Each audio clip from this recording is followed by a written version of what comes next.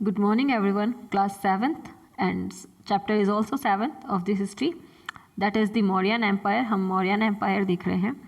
These are the learning objectives. The first empire, सबसे पहले देखना है ये फर्स्ट एम्पायर था.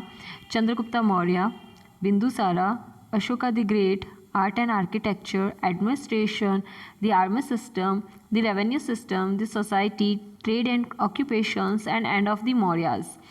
ये जो मौर्याज थे इनका एंड भी देखेंगे. तो these are the learning objectives of this chapter. जो इस चैप्टर में हम देखने वाले हैं वो सारे points. The first empire, we have read about how small states और Janapadas came to be formed in different parts of the subcontinent and eventually conquered. देखो अभी हम जानते हैं, हम देख चुके हैं जनपदास. मैंने आपको बताया भी था व्हाट इज़ जनपदा, क्या होता है ये जनपद. तो ये सब जो पार्ट्स थे, छोटे छोटे स्टेट्स थे, जनपद थे, अब इनको सबको क्या कर दिया जाएगा, एक बना करके, एक पार्ट बना के, एंड आफ्टर दैट इसके भी सब कॉन्टिनेंट्स होंगे एंड इवेंचुअली कंक्वायर्ड. और जो आसपास के जो भी स्टेट्स हैं, नेबरिंग स्टेट्स हैं, वो क्या करेंगे, कॉन्क्वायर यानी कि इस पर अपना हक कर लेंगे. To form larger states or Mahajanpadas. As more territories were conquered, the Mahajanpadas gave way to empires. The empires favored dynastic rulers from the same family succeeded each other to throne. तो इसमें हम ये देख रहे हैं कि महाजनपद जो थे इनके बाद में क्या होता है, एम्पायर जो है वो किसके हाथों में जाएगा. देखो महाजनपद जब बने थे उसमें सबसे बड़ा जो जनपद था वो मगध था, जिस पे राज चल रहा था किसका, धनानंद का. हम आगे चल के देखेंगे पद्मानंद कौन था, धनानंद कौन था. Now empires versus kingdoms. हम अब देखेंगे क्या, एम्पायर्स वर्सेस किंगडम के बारे में देखेंगे क्या होता है. Now the first empire recorded in India's history is the Mauryan Empire. अगर हिस्ट्री के अकॉर्डिंग देखो then which is the first empire, वो फर्स्ट एम्पायर आता है यहाँ पे मौर्यन एम्पायर. कब एस्टेब्लिश्ड हुआ था, 4th सेंचुरी में हुआ था, ठीक है ना, before Christ. This vast empire, vast मतलब बहुत बड़ा एम्पायर था, स्ट्रेस्ड फ्रॉम, ये कहाँ से कहाँ तक फैला था, ईस्ट साइड से मगध तक फैला हुआ था, and Kandahar in the west to Mysore in the south. If I tell you in the map, अगर इसकी मैप में लोकेशन देखो तो देखो ये ऐसे हम इसको इंडिकेट करेंगे, this is the southern part, western part and eastern part. तो ये कह रहा है कि इस साइड से मगध से फैला हुआ था यहाँ पे कंधार तक, ठीक है, और अब आ जाता है मैसूर तक फैला हुआ था, यहाँ से पूरा मैसूर तक. यानी कि देखो आधे से ज़्यादा पार्ट जो था इंडिया का इन्होंने अपने अंडर में ले रखा था. Now empires versus kingdoms. Empires comprise a number of kingdoms or states governed by a single ruler. अब ऐसा एम्पायर था. देखो एम्पायर में और किंगडम में क्या फ़र्क है, हम ये देख रहे हैं. किंगडम क्या होता है, एम्पायर क्या होता है.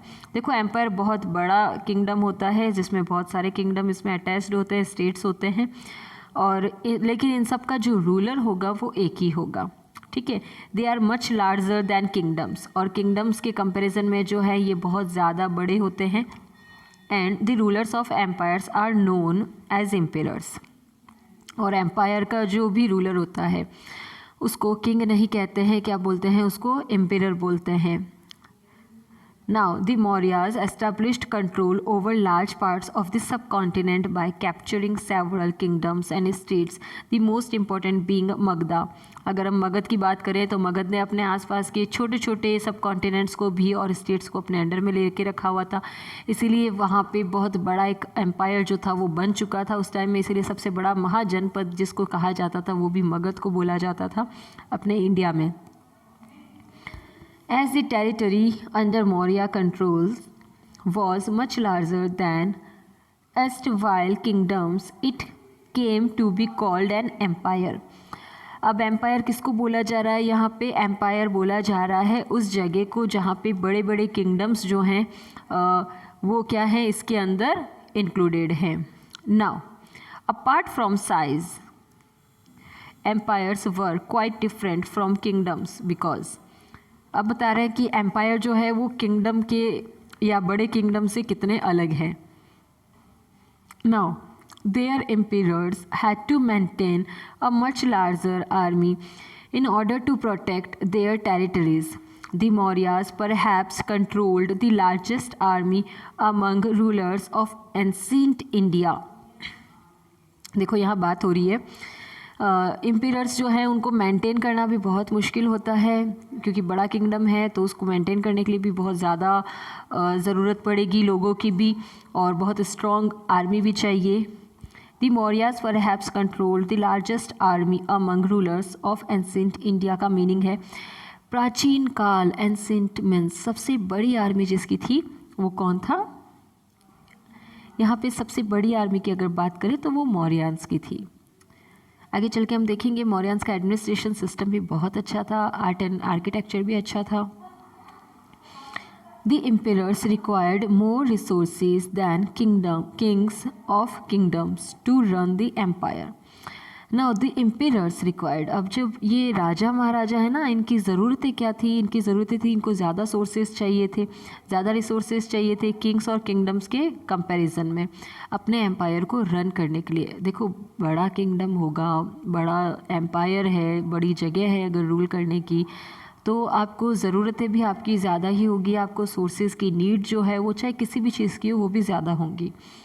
Now they also had to appoint a larger number of officials to govern the empire and perform administrative task such as collection of taxes and revenues. यहाँ बात कर रहे हैं कि अगर ऐसा कुछ होता है ना तो देखो टैक्सेस भी ज़्यादा होंगे, क्योंकि डिमांड अगर ज़्यादा हो रही है तो टैक्सेस भी क्या होंगे, उनके रेवेन्यूज़ जो हैं वो भी ज़्यादा होंगे.